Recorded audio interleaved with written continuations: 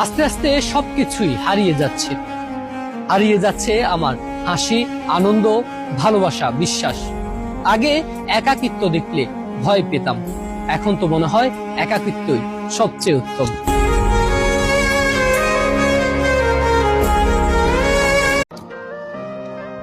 আমি শব্দহীন এক অভিমান, যার ভাষা কেউ কখনোই বুঝেনি।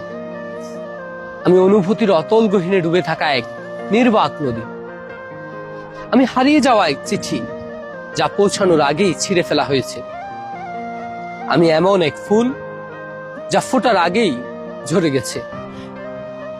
আমি রংহীন এক জীবন, যেখানে কেউ রং ছড়াতে আসেনি। আমি এক শূন্য কোলাহল, যার আওয়াজ কেউ কখনোই শুনেনি। আমি খুব সাধারণ একটা মানুষ, যার সাথে কথা বলি, মন খুলে কথা বলি, নিজেকে সবসময় সিম্পল ভাবেই রাখতে ভালোবাসি। আর হ্যাঁ, আমি যাকে আপন মনে করি তার জন্য নিজেকে উজাড় করে দিতেও রাজি। যদি তুমি আমার জন্য একটুখানি করতে পারো, তাহলে আমি তোমার জন্য সবকিছু করতে পারবো। আমি কারোর সাথে চাইলেও খারাপ ব্যবহার করতে পারি না। যার কাছে আমার মূল্য নেই, আমি তার কাছে দ্বিতীয়বার ফিরেও যাই না। হ্যাঁ, হয়তো আমি একটু বেশি ইমোশনাল, বাট ট্রাস্ট মি, আমি কাউকে মিথ্যে আশা বা ভরসা দিই না। যাই বলি মন থেকে বলি।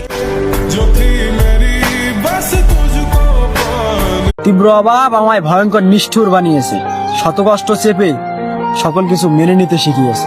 অভাব চিনিয়েছে আমায় মানুষ, চিনিয়েছে দুনিয়া, বুঝিয়েছে স্বার্থ ব্যতীত কেউ পাশে থাকে না। অভাব আমায় পায়ে হাঁটতে শিখিয়েছে, কিভাবে না খেয়ে ক্ষুধা নিবারণ করতে হয় সেটা বুঝিয়েছে। এই অভাবের জন্যই আজ জীবনের লক্ষ্য চিনেছি। প্রথমে খারাপ লাগলেও আজ অভাবকে বড্ড ভালোবাসি।